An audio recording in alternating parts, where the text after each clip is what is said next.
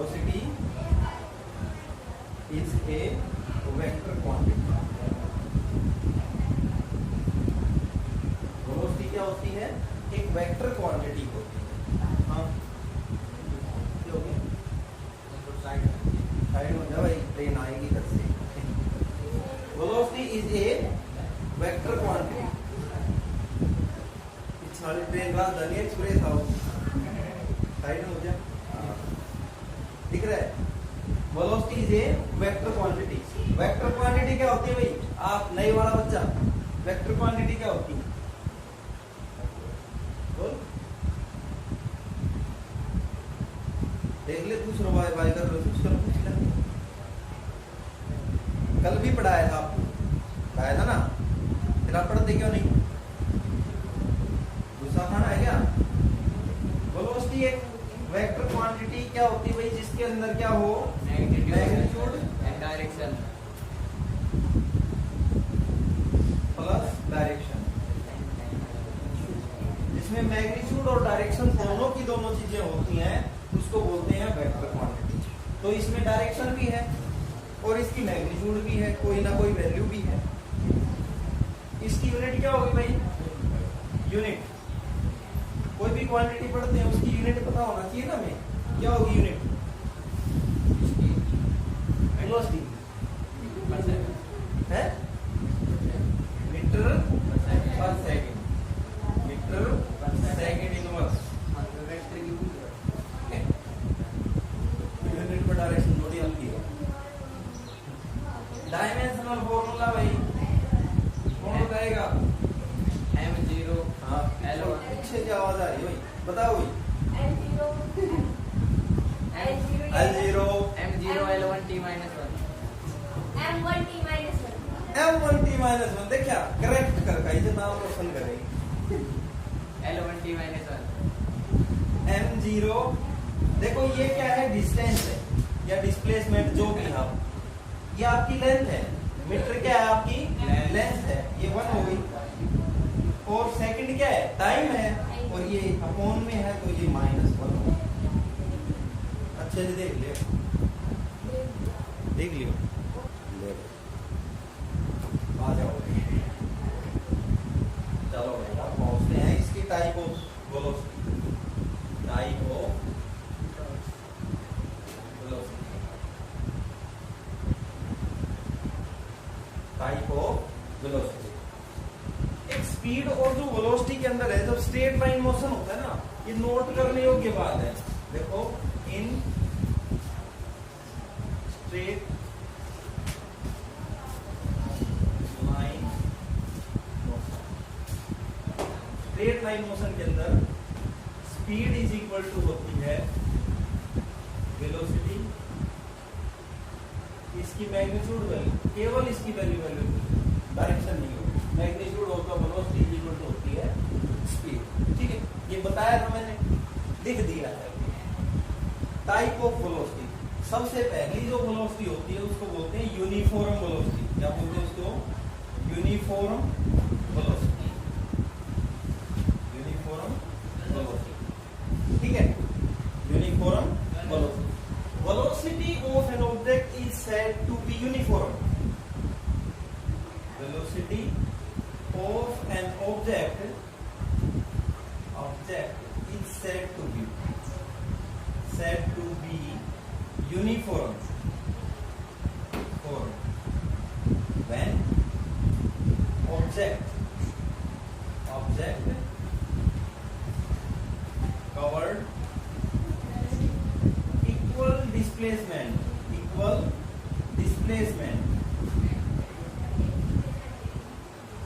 in equal time interval,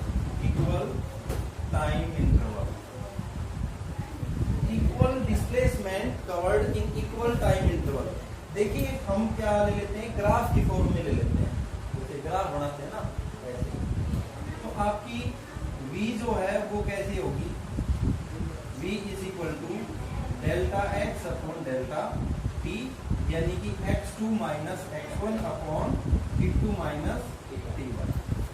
अब एक graph की तरह ले लें, ग्राफ बना लेते हैं इसके साथ साथ।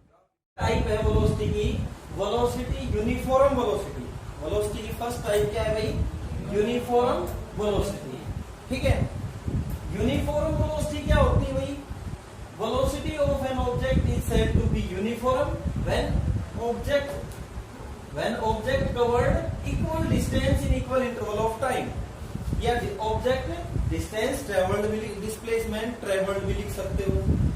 ठीक है, यानी कि equal displacement in equal interval of time क्या होता है, यानी कि equal displacement in equal interval of time, equal displacement in equal interval of time क्या हो जाएगा, यूनिफॉर्म वेलोसिटी। चलो अब हम इसको ग्राफिकली सोल्व करके देखेंगे। तो v is equal to delta x upon delta t, x2 minus x1 upon delta t आ गया ये, यहां तक आ गया। अब इसका ग्राफ भी बनाते हैं, दोनों चीजें समझते भी हैं। तो यहाँ आ गया x in metre, displacement in metre और टाइम इन सेकेंड, 0 0 1 5 2 10 3 15 4 25 25। अब इसमें देखिए कि first time interval, first 1 second में 5 मीटर डिस्टेंस ट्रेवल की, सेकंड 1 सेकंड में इसने 5 मीटर डिस्टेंस ट्रेवल की, थर्ड 1 सेकंड में इसने 5 मीटर डिस्टेंस ट्रेवल की, फोर्थ 1 सेकंड में इसने 5 मीटर डिस्टेंस ट्रेवल की, एंड फिफ्थ 1 सेकंड में again it's travel 5 metre displacement. ठीक है, ठीक है। डिस्टेंस यदि कहां बोला जाता है तो समझ लीजिएगा कि डिस्टेंस इन स्ट्रेट लाइन बोला गया है। ठीक है, समझ में आ गई, क्योंकि displacement distance in straight line ही होता है। ठीक है, अब देखिए यहां स्पीड निकाल के देखिए 0 है, यहां क्या आ जाएगी 5/1 5 मीटर पर सेकंड, स्पीड क्या आ गई 5 मीटर पर सेकंड, और वेलोसिटी भी 5 मीटर पर सेकंड। ठीक है, यहां वेलोसिटी निकालिए 10/2 5 मीटर पर second is the velocity. Next 15/3 cut कर दीजिए, 5 मीटर पर सेकंड आपकी वेलोसिटी आ गई। यहां कैलकुलेट कीजिए 20/4 5 मीटर पर सेकंड वेलोसिटी आ गई। यहां 25/5 5 मीटर पर सेकंड ही वेलोसिटी आएगी।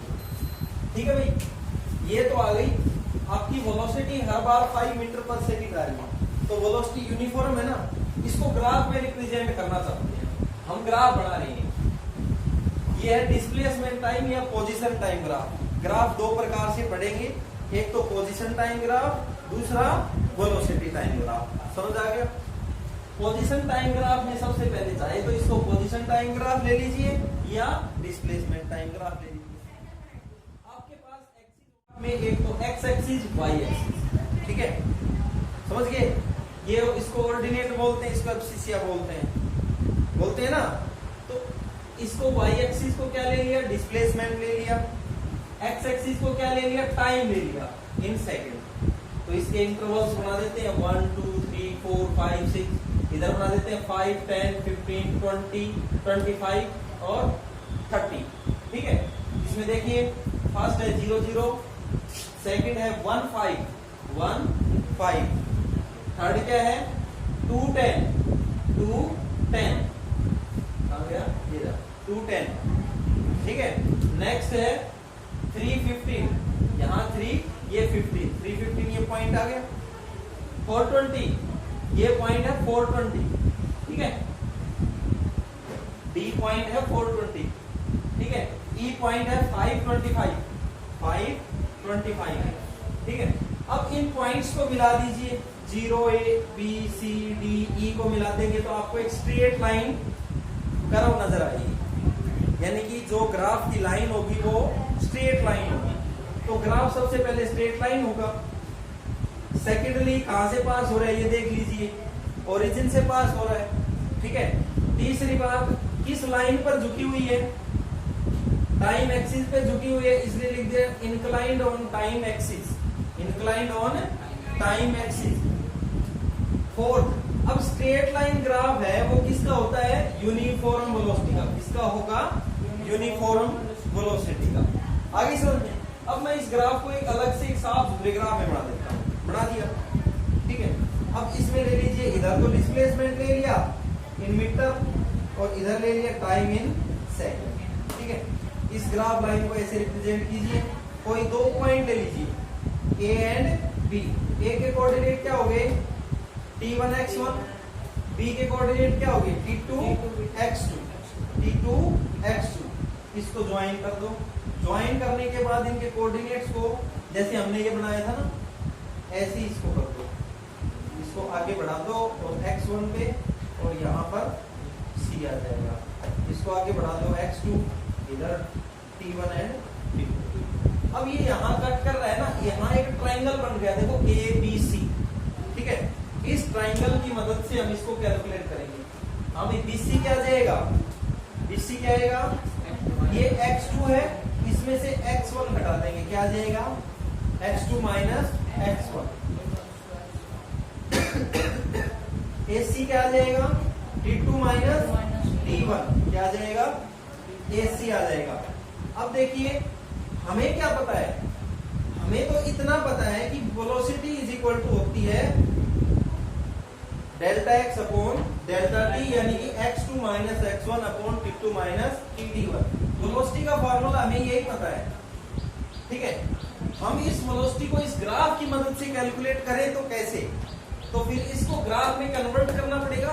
तो करके देखते हैं भाई, x2 minus x1 is equal to होता है BC। x2 minus x1 is equal to क्या होता है BC। इसकी वैल्यू रख दी। t2 minus t1 is equal to होता है AC। BC अपॉन AC रख दिया। अब इस राइट एंगल ट्राइंगल में देखिए ABC के अंदर राइट एंगल ट्राइंगल, देखो ये यहाँ राइट एंगल है। ठीक है, इन राइट एंगल ट्राइंगल आपने देखा होगा BC upon AC, perpendicular upon base. ये क्या है परपेंडिकुलर, ये क्या है बेस। परपेंडिकुलर अपॉन बेस क्या हो जाएगा tan थीटा, क्या हो जाएगा tan थीटा। और फिजिक्स की भाषा में, ग्राफ की भाषा में tan ऑफ द ग्राफ, इसको बोलते हैं tangent of the angle, tangent of the line. और टेंजेंट ऑफ द लाइन को बोलते हैं स्लोप ऑफ लाइन।